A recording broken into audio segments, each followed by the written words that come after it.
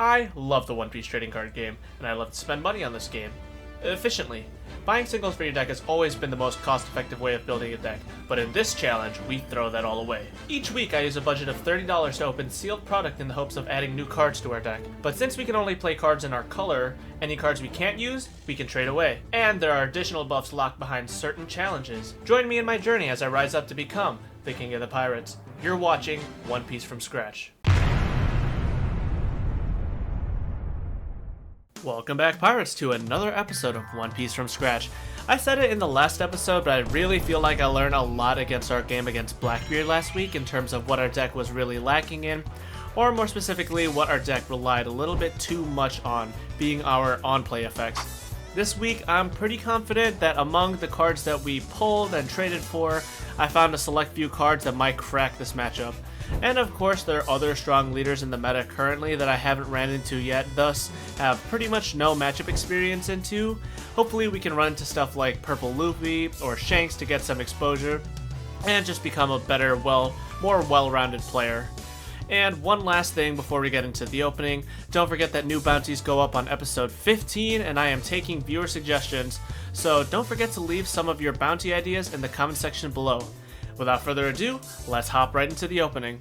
So, with the holiday season coming up, I want to get a little bit ahead on the pack openings, so I am going to be recording this a fair bit earlier so I can get ahead on the editing. But last week should have been the set 5.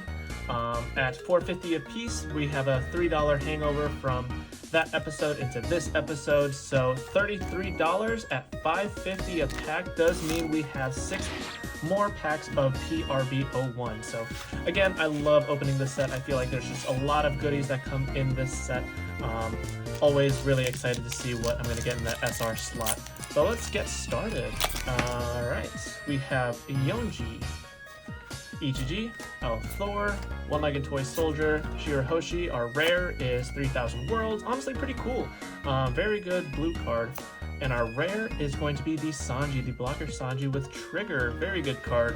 Probably a little bit out of favor now, but I still think it's a pretty cool card. And we... Ooh! Ooh! Yo! Extended art, or no, not extended, full art Dracul Mihawk. Honestly, really cool. Gonna be really relevant now that Dofi is going to be like the forefront of the meta. Now that Dofi is picking up more steam, this is going to be super good in that. Our Jolly Roger is Makino, very nice, and the Dawn is going to be the Whitebeard Dawn. So that is super cool. Again, just love opening PRB. Favorite set this year so far. Let's get that there. And pack number 2, we've got Narikabura Arrow, Dellinger, Neko, Zala, the Sword. We have Red Rock. Alright, we're really rounding out our copies of the blue events, the removal events. Very nice. We have Eustace Captain Kidd, very nice. I think we've gotten a few copies from this from set 5, so honestly just seeing it here again in the PRB set is pretty cool. We've got another full art. Unfortunately, this one isn't as popular, but we do have full art Dellinger. This will probably just sit in our trade binder as a little pretty piece of cardboard.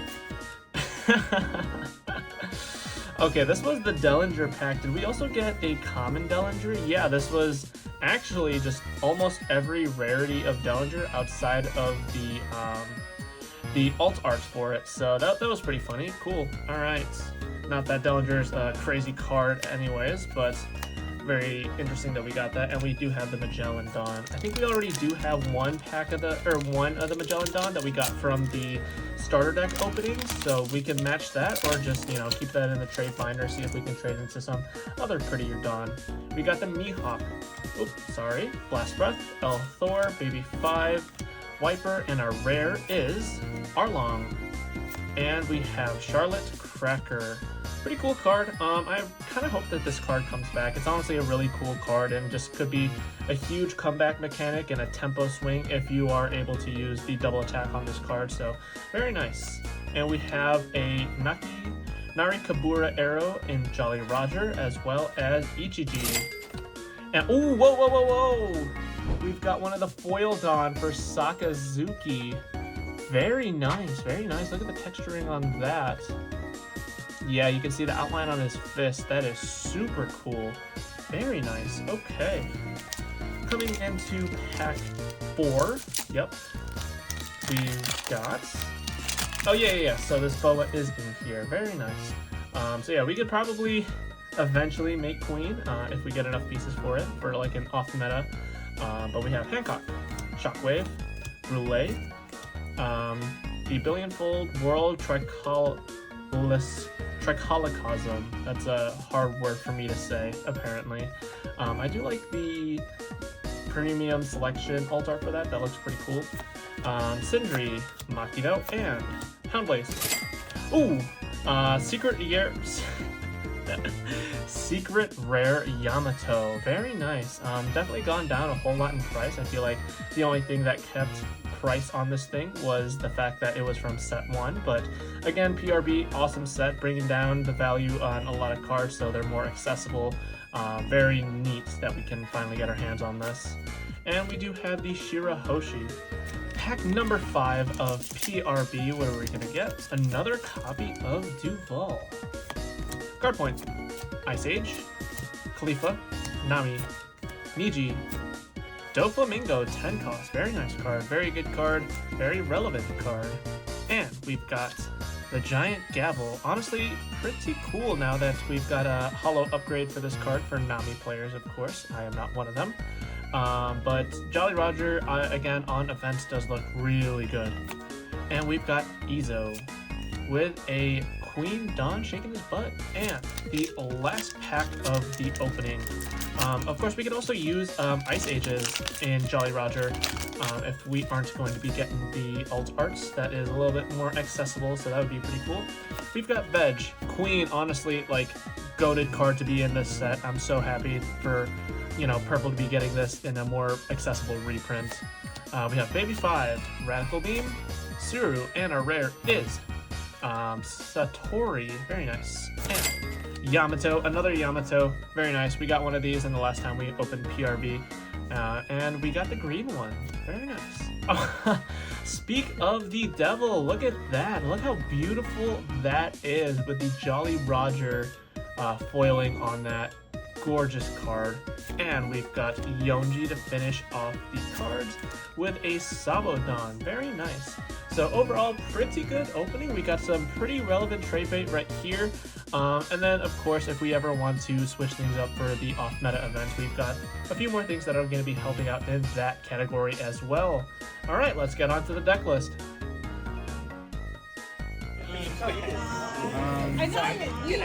Whenever I can. Actually, he's currently a 6 right now. So that jumped up. Looking for blues. He's got him. Okay.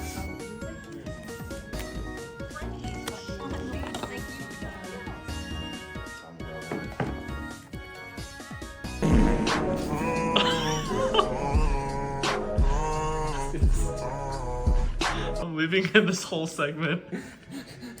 Alright, with the introduction of Blackbeard, we do have a lot of changes coming to the deck. It's not something like Nami where we need to change the way we play. With Blackbeard not being able to let us use our on-plays, it's a matter of changing the way we build our deck. Not that we're going to cut anything that says on-play out of our deck, but we do need to be more sparing with them and consider how much we're actually relying on on-plays. Not to say that Blackbeard is going to be best deck in the format, we don't exactly know that for sure yet, but it is definitely going to be a deck that we need to respect, so I want to make sure that I'm including enough anti-Blackbeard cards in my list, as well as not having a whole lot of cards that will get curb stomped and punished for running because they say on play. But with that, we are still keeping 4 Sengoku, 4 brand new. Of course, we're not going to cut everything that says on play because there are other decks in the format that aren't just Blackbeard. We have 1 Helmeppo. I'm down to only 1. I figured that we could also use the Suru as the 2 or less off of Moria if we need to, so coming down to only 1 Helmeppo is fine there. That is another card that says on play, so we do want to be a little bit more sparing, and there are other power cards that we can implement to help us in the Blackbeard matchup. We are at 3 Kobe still. I think 3 Kobe is going to be a good amount that we're going to be at. I did consider bringing it down to 2 because again that's another on play, but I figured I still really need the count or the KO effects of Kobe. I don't want to go down too low on KOs, so I think 3 is going to be a good ratio for that. We are back to only 1 Hina. Again, that's going to be another on play, but it also doesn't have counter, so it's a little bit easier to justify cutting it. We haven't gotten a whole lot of value out of Hina yet, but I still see her potential, so I'm fine with bringing her down to just 1 there. We do have 2 copies of Borsellino. That is super good card into the Blackbeard matchup. It doesn't have any on plays, and it is a blocker that can't be KO'd. A new addition to our list is going to be the Kuzan. It does have an on play to draw a card, but the bigger aspect of why we're running it is because when attacking, we can give -4 cost during our opponent's turn, which is going to be huge because Blackbeard initially just turns off all of our on plays that give cost minus, so the fact that this is attached to when attacking is going to be huge for making some bigger plays where we need to KO something or send to trash, because of course we still have our Tashigi. The only thing that gets negated on Tashigi is her -4, but we still are able to use her effect to send a 0 cost to grave. So if we pair this with Kuzan, we can still send a 4 cost to grave. A new addition, which I'm really excited about, is the Smoker. I'll flash this on screen, but it cannot be KO'd by effects, which is already huge. Down times 1, if there's a character with a cost of 0, this leader gains double attack, so if they leave their Lafayette on the field, we can use our leader effect because that's also an activate main to give -1, and then this will turn on our double attack, which is going to be huge. It's also just a really sticky body on the board, being a 7k as well as a 5 cost that can't be removed or KO'd by effects, so I think that's going to be a really cool attack. I'm really excited for that. And I think into other matchups where we do want to go a little bit more aggressive, I think Smoker is going to be a huge asset there. We still are on Isho, but we're only down to 1 Isho. That is another on play. It's a really strong on play if we can get it off, but yeah, I just wanted to have it at 1. There are some other power cards that I want to introduce that we can use instead of the other copy, the second copy that we had of Isho. Our 2K lineup does change up a little bit. We are on 4 Suru. We are on 4 Tashigi and 2 T-Bone. I did swap one of the T-Bones for a Tashigi because Tashigi says activate main cost minus, so that's going to be really important in case we're versus Blackbeard and we do need some extra cost reduction, but I think it just offers more compared to T-Bone, especially in this format right now. We're off of stage and we're back onto just 4 copies of Ice Age there.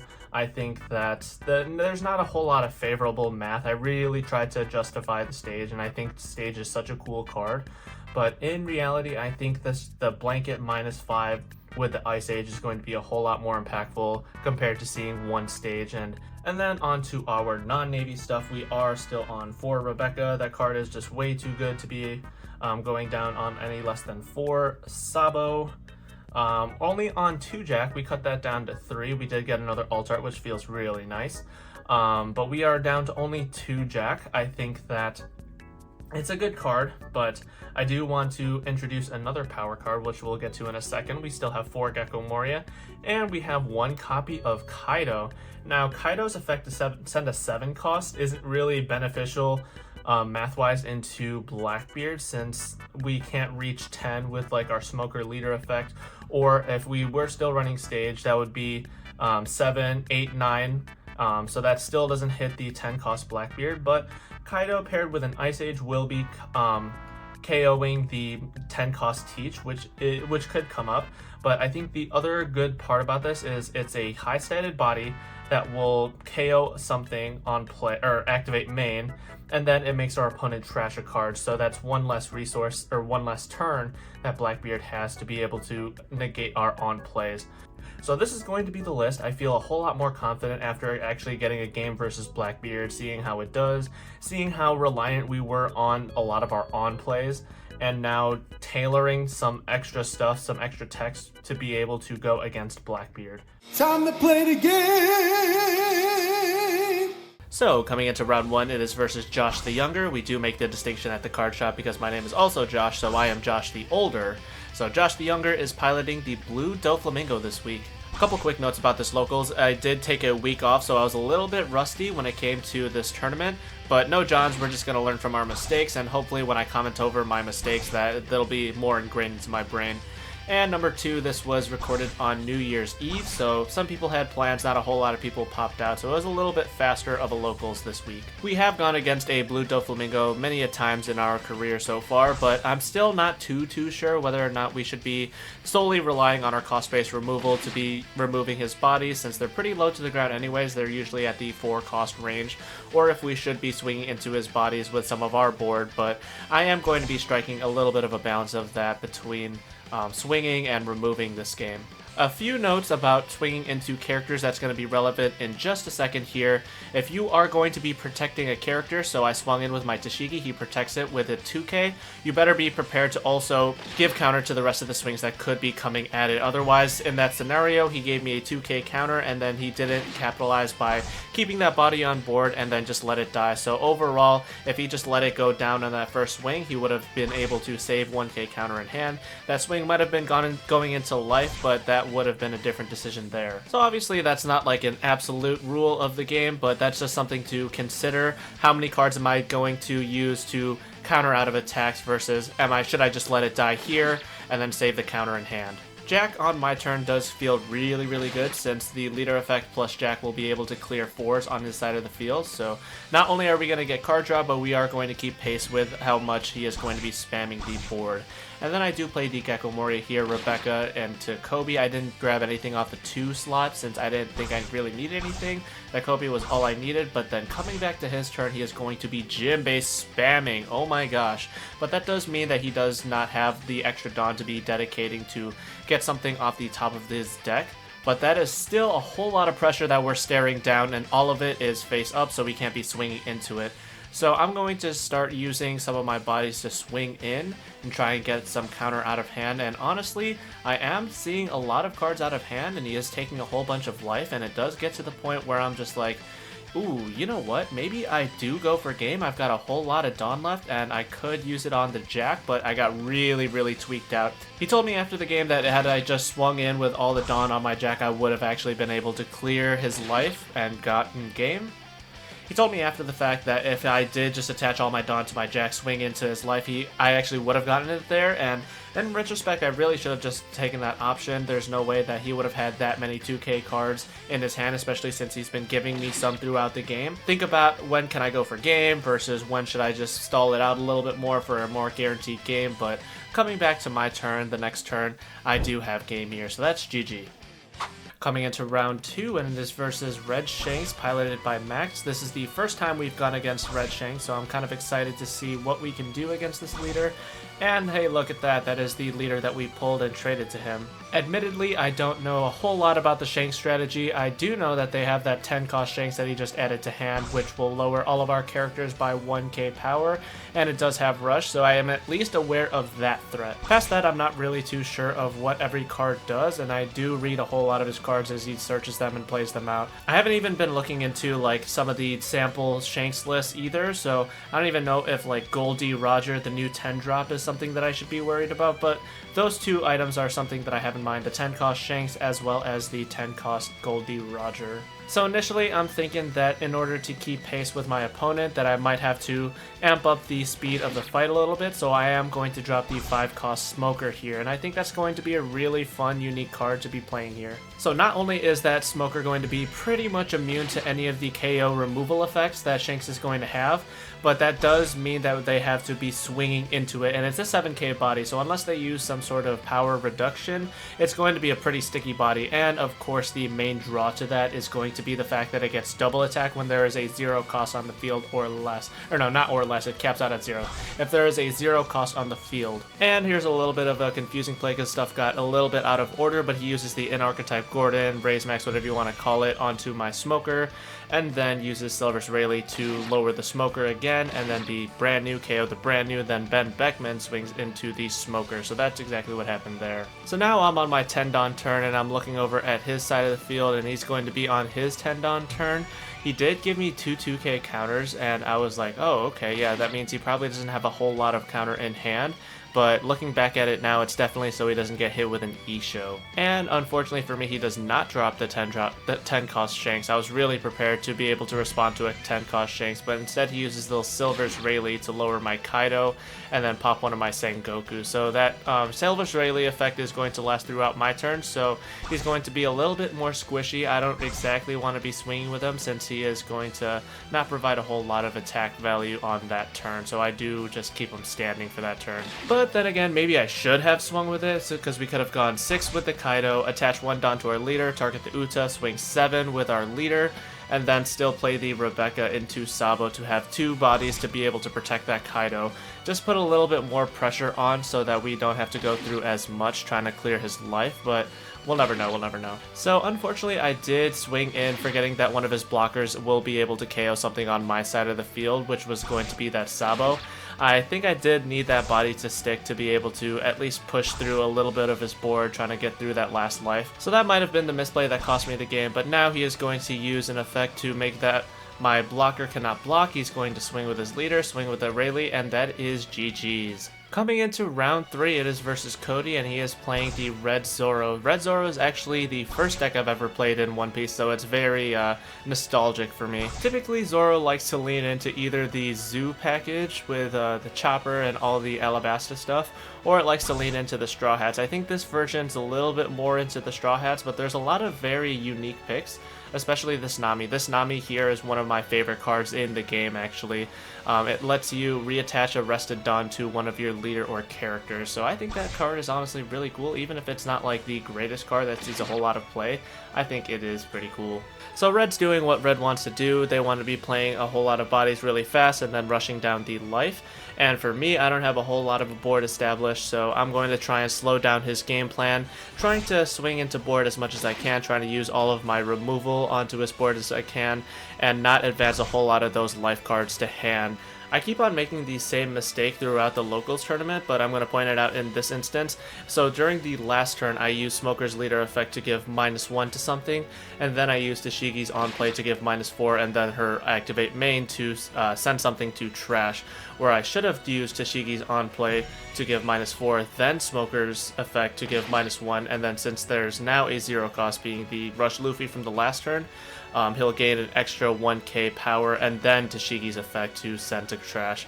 So yeah, I'm not exactly the happiest of that I kept on making that same mistake, even though I caught it multiple times throughout the match or throughout the locals, but now that I'm vocalizing it, hopefully that I can get that engraved into my brain. So coming back to the match, we are doing our strategy pretty decently. We are down to our last life. Our opponent's still at the 3 life that I left them at, but now we're establishing a pretty good board. We're going to try and clear his board, and then the 3rd Gum Gum Red Hawk drops, which is honestly crazy.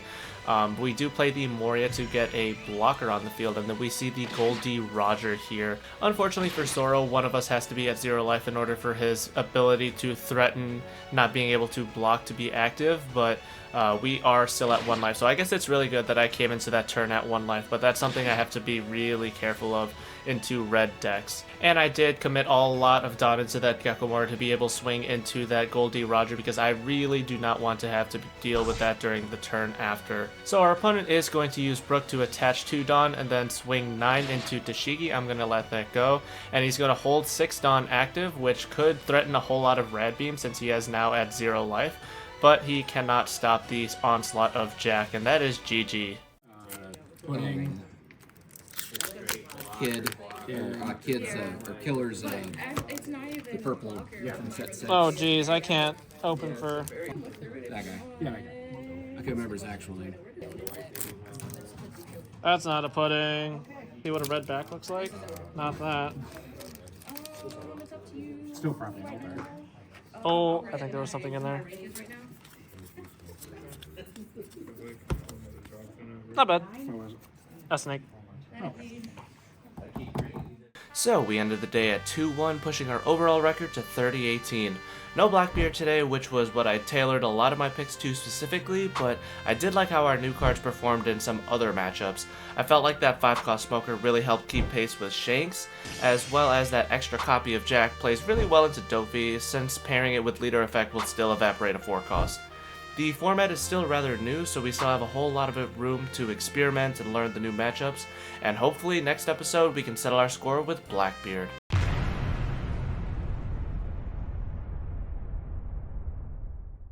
Thank you so much for watching. If you like the content, drop a like and sub to the channel.